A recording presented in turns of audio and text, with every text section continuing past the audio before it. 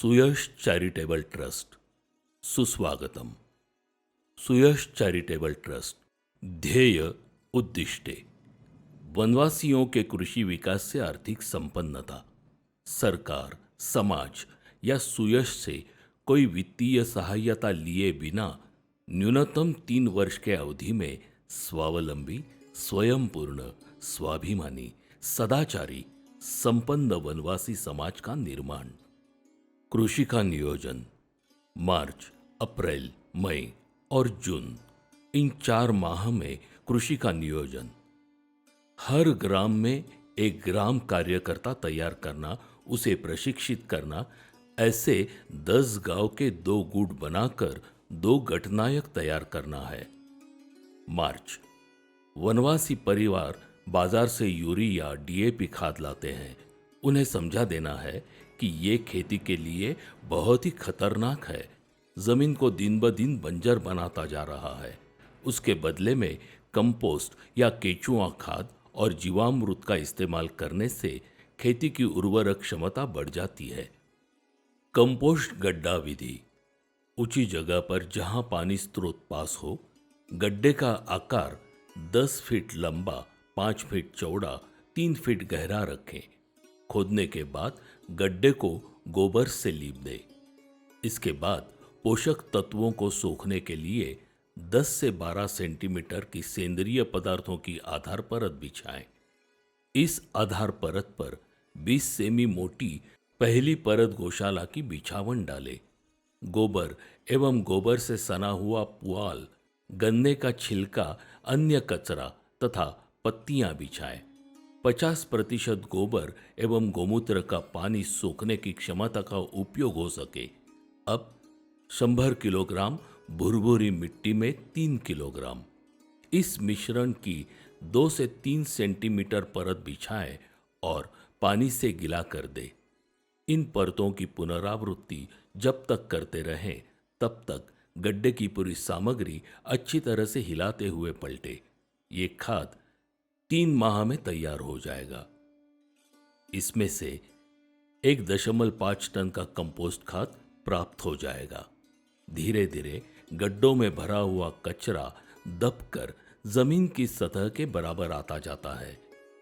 इस प्रकार 30 दिन के अंतराल पर 2 से 3 बार पलटने की क्रिया करें एवं 2 माह पश्चात अंतिम पलटाई करें.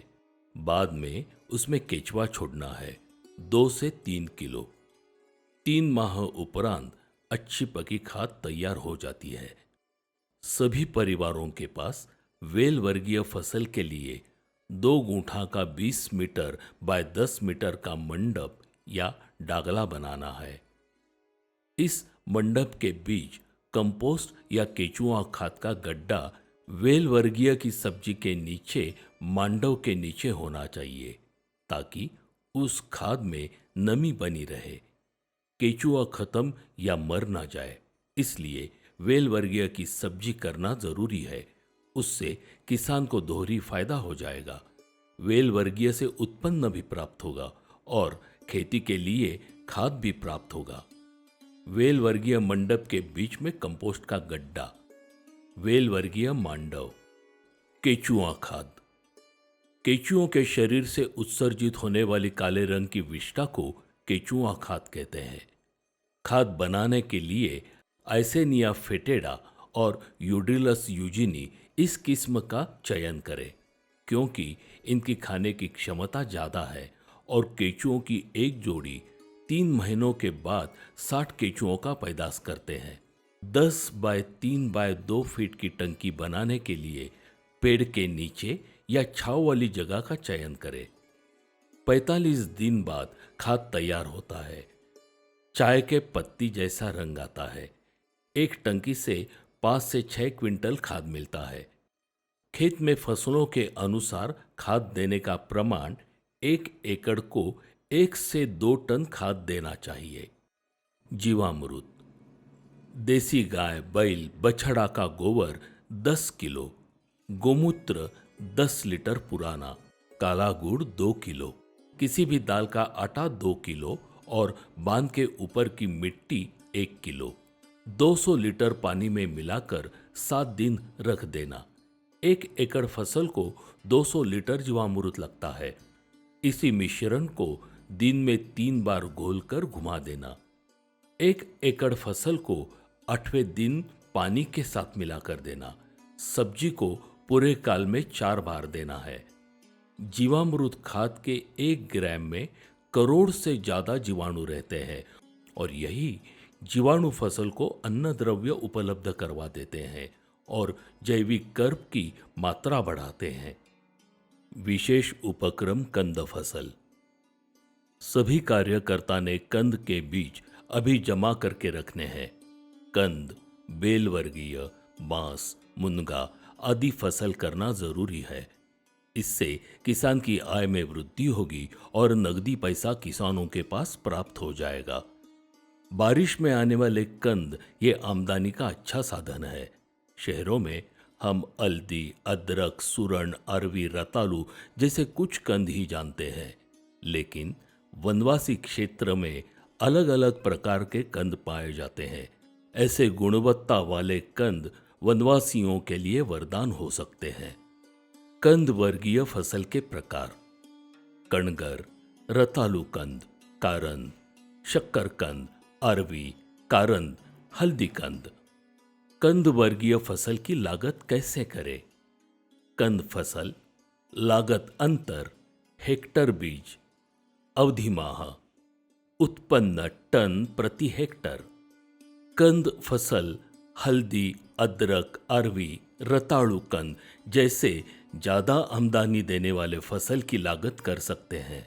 मार्च महीने में ही वेल वर्गीय फसल के लिए तुरई, करेला, दूधी, लौकी, काकड़ी, बरबट्टी, बट्टी कद्दू मंडप करके 2 गुठा लागन करना है।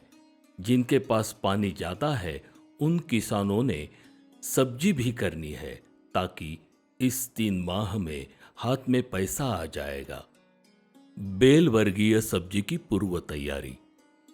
मंडप पद्धति का अवलंब करने से बेल आसान से मंडप पर जाता है और ज्यादा उत्पादन मिलता है। मंडप के लिए 10 बाय 12 फुट पर बांबू का मंडप बनाएं और ऊंचाई 6 फुट तक रखिए।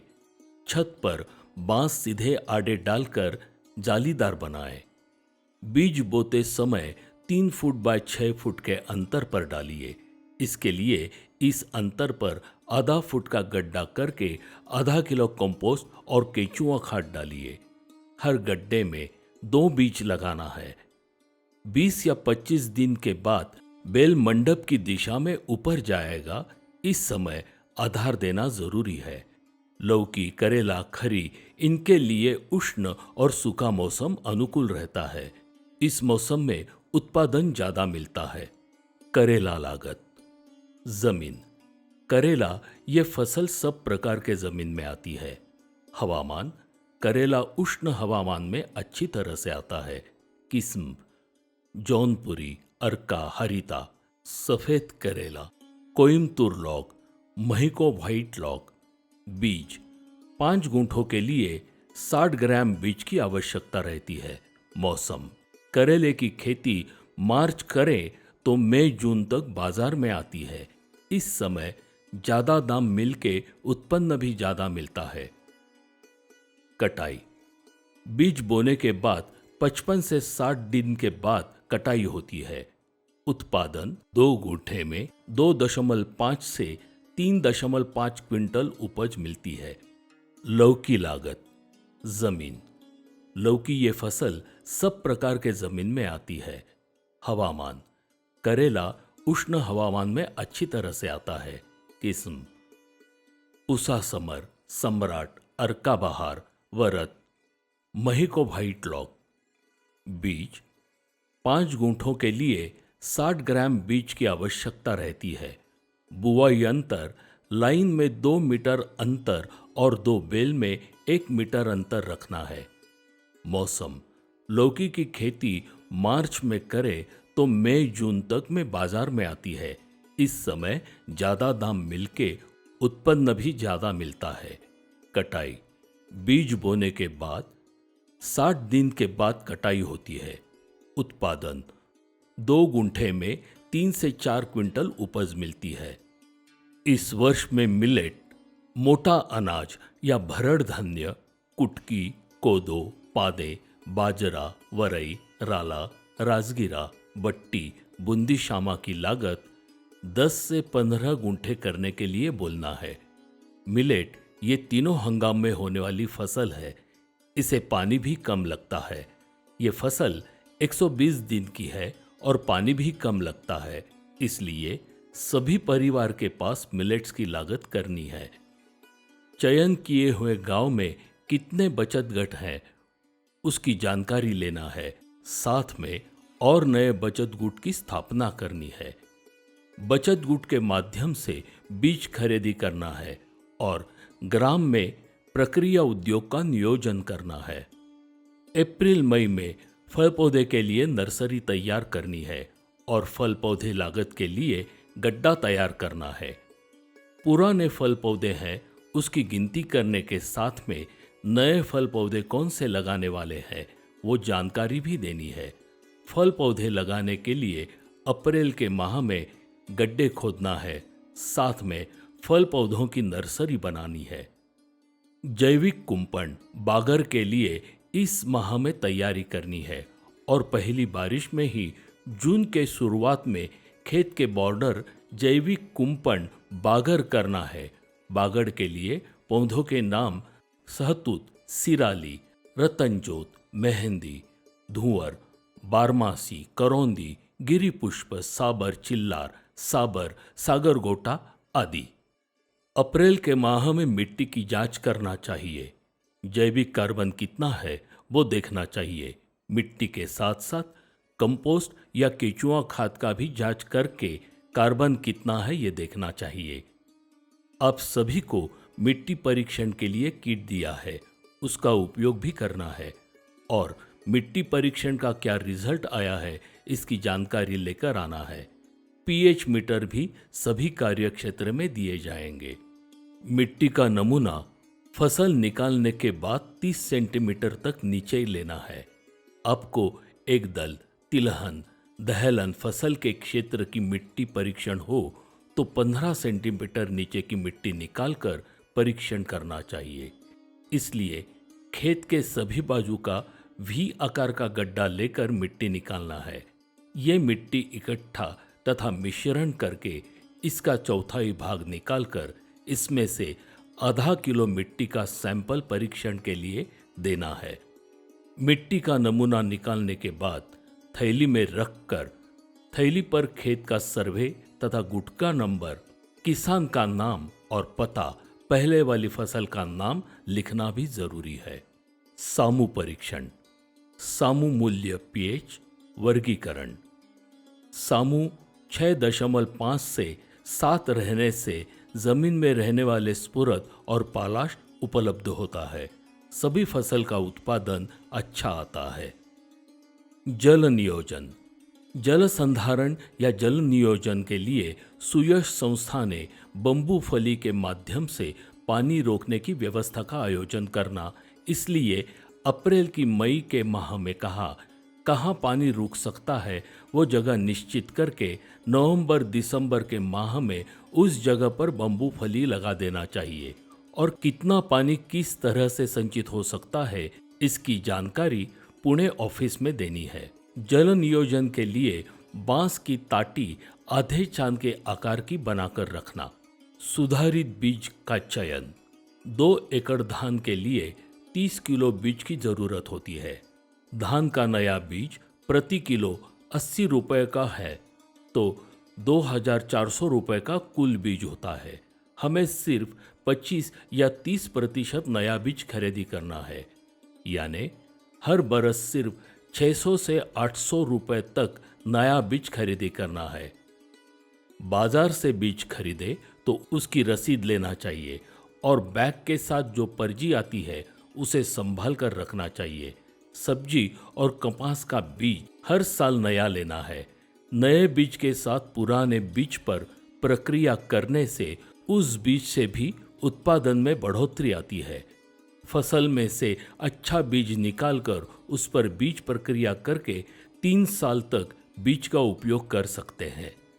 पुराने बीज बोने के वक्त बीज पर प्रक्रिया करना जरूरी है। पिछले साल के बीज पर बीजामृत की प्रक्रिया से उत्पादन में 20 से 25% बढ़ोतरी होती है। फसल की कीट रोगों से बचाव और उत्पादन खर्चे में बचत होती है। ये बीज प्रक्रिया क्या है? बीजोपचार। बीज पर गोमूत्र और गोमय से बीजामृत की प्रक्रिया करने का तंत्र सिखाया जाता है। इससे फसल की रोग प्रतिकारक क्षमता बढ़ती है। इससे फसलों में कीट रोग प्रकोप से होने वाली हानि कम हो जाती है। बीज प्रक्रिया। अधिक उत्पादन देने वाले बीज और उससे अंकुरित निरोगी रोग उगाने के लिए जो प्रक्रिया की जाती है उसे बीज प्रक्रिया कहते हैं।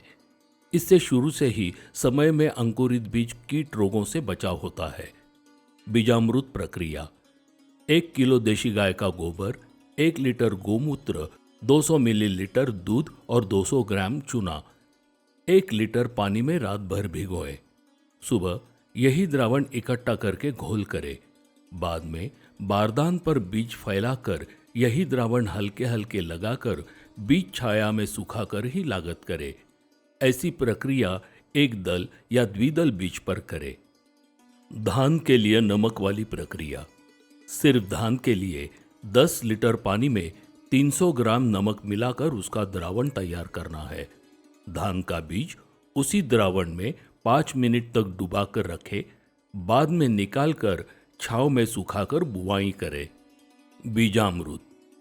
1 किलोग्राम गाय का ताजा गोबर, 1 लीटर गोमूत्र, 100 मिलीलीटर दूध, 50 ग्राम चूना, मुट्ठी भर मेंढ की मिट्टी को 10 से 12 लीटर पानी में एक मटके में घोलकर 2 दिन रखते हैं तथा इस द्रव को बीजों पर छिड़कते हैं जिससे एक आवरण तैयार हो जाए।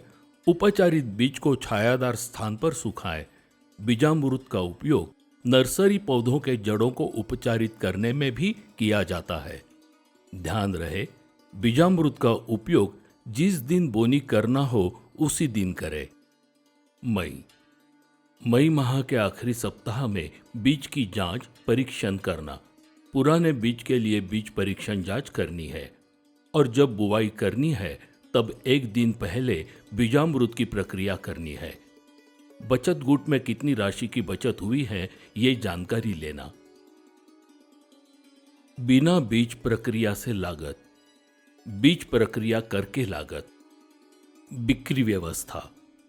वनवासी परिवारों के किसानों के गुट बनाकर उनके सब्जी को बिक्री करने के लिए शहरों में व्यवस्था तैयार करना, इसका भी नियोजन सुयश कार्यकर्ता ने करना है। सिर्फ वेल वर्गीय फसल 2 गुंठा की तो सिर्फ 3 माह में ही हम 8 से 10 हजार की आमदनी ले सकते हैं। ये वेल सब्जी और अन्य सब्जी गुट के माध्यम से बिक्री करनी है। इसके लिए एक युवक कृषि माल बेचने के लिए गुट से टेम्पो भी लेकर बाजार में बिक्री कर सकते हैं। बिक्री व्यवस्था। एक गांव का वेल वर्गीय के माध्यम से मिल सकने वाला आर्थिक उत्पन्न का अंदाज। एक गांव के परिवार 20, वेल वर्गीय लागत 2 गुंठे। एक परिवार का वेल वर्गीय 2 गुंठे से मिलने वाला उत्पादन 4 क्विंटल। एक परिवार का 4 क्विंटल का आर्थिक उत्पन्न 25 रुपए के हिसाब से 10,000 रुपए। ऐसे कुल 20 परिवारों का 4 क्विंटल के अनुसार कुल 80 क्विंटल। 20 परिवारों का आर्थिक उत्पन्न 2 लाख रुपए। 10 गांव का 200 परिवार का आर्थिक उत्पन्न 20 लाख रुपए। एक टेम्पो की कीमत अंदाजे 7 लाख रुपए है। इसका एवरेज 12 किलोमीटर प्रति लीटर है और ड्राइवर का खर्चा 500 रुपए। और इसकी कैपेसिटी 2 टन पकड़ी तो 1 किलो के लिए खर्चा अंदाजे 1.5 रुपया आ सकता है। और हर परिवार को बिक्री से फायदा 8 से 10 हजार तक हो सकता है। गोखाद्य।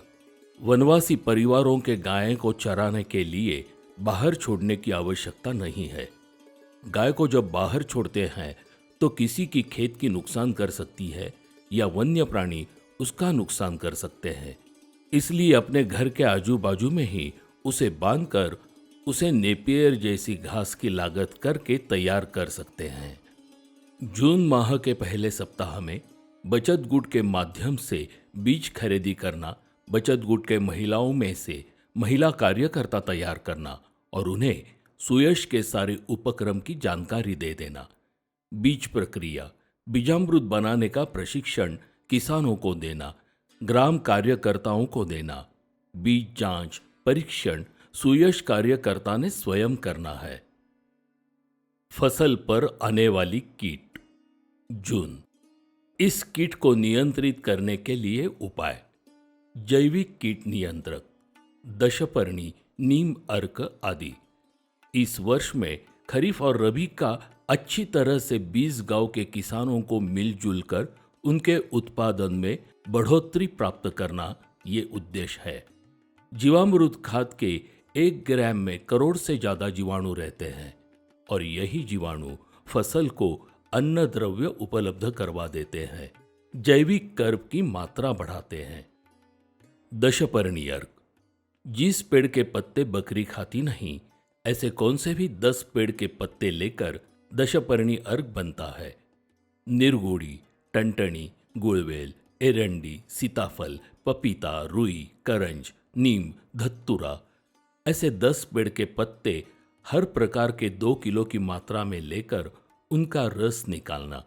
इसमें 5 लीटर गोमूत्र और 2 किलो गाय का गोबर डालकर 50 लीटर पानी में 21 दिन तक रखना। हर दिन मिश्रण को 2 बार हिलाना। 21 दिन के बाद इस्तेमाल करते हुए 10 लीटर पानी में 250 मिलीलीटर दशपर्णी मिलाकर फसलों पर छिड़काव करना। ऐसा बनाया हुआ दशपर्णी अर्क पूरे वर्ष फसलों पर छिड़काव करने के लिए उपयुक्त होगा, लेकिन फसल पर कीट आने से पहले ही और हर 15 दिन के बाद इसका छिड़काव करना है। ये कीट नियंत्रक मनुष्य के लिए हानिकारक नहीं है। जैविक कीट नियंत्रक, दशपर्णी अर्क, गोमूत्र और निम्बोली अर्क, गोमूत्र अर्क, झांस। गोमूत्र अर्क, देशी गाय का मूत्र रोग और कीट नियंत्रक के लिए इस्तेमाल करते हैं क्योंकि ये विषाणुनाशक और बुरशीनाशक है। गोमूत्र में 33 प्रकार के घटक रहते हैं। इसमें कैटेकॉल, फिनॉल, सल्फर, तांबे घटक है। इससे रोग नियंत्रण होता है। अमोनिया के तीव्र गंध से कीट की प्रजनन क्षमता कम होती है और फसल पर कीट नहीं आती। गोमूत्र में अन्य सूक्ष्म अन्नद्रव्य काफी मात्रा में होते हैं। फसल पर हर 15 दिन के बाद छिड़काव करना है। इसके लिए 15 लीटर पानी में सिर्फ 1 लीटर गोमूत्र का उपयोग करें क्योंकि गोमूत्र में नत्र की मात्रा ज्यादा होती है और फसल जलने की संभावना होती है। गोमूत्र का छिड़काव प्रातः या संध्या के समय करें। कीट रोग आने से पहले ही छिड़काव करें। गोमूत्र में कीटों को भगाने एवं पौध बढ़वार टॉनिक के रूप में कार्य करने की शक्ति है। निम्बोली अर्क, 2.5 किलो निम्बोली में 4 लीटर गोमूत्र एवं 10 लीटर पानी मिलाकर 3 रोज तक गलाकर रखें। इसके बाद इस मिश्रण को उबालकर छान ले। छने हुए घोल का 150 से 200 मिलीलीटर प्रति 16 लीटर पानी में मिलाकर छिड़काव करें। ये घोल रस चूसने वाले कीट, इल्लियों के अंडे एवं छोटी इल्लियों का अच्छा नियंत्रण करता है। निम्बोली अर्क, 2 किलो निम्बोली पाउडर को 5 लीटर गोमूत्र तथा 12 लीटर पानी में मिलाकर एक पुराने मटके में 3 से 4 दिनों तक रखें। तत्पश्चात इस विलयन को आधा होने तक उबालकर काढ़ा बनाते हैं। इस अर्क को छानकर 150 मिलीलीटर अर्क 16 लीटर पानी में मिलाकर स्प्रे करने से अच्छा कीट नियंत्रक मिलता है। ये अर्क कीटकों के अंडे को नष्ट करता है। निम्बोली अर्क औषध से इल्ली और पतंग का नियंत्रण होता है। पत्ते खाने वाली इल्ली, तुड़तुड़े, इनका भी नियंत्रण होता है। मावा, सफेद मक्खी भूंगे का मध्यम नियंत्रण होता है। फल खाने वाली इल्ली मीलीबग का कम मात्रा में नियंत्रण होता है। धन्यवाद।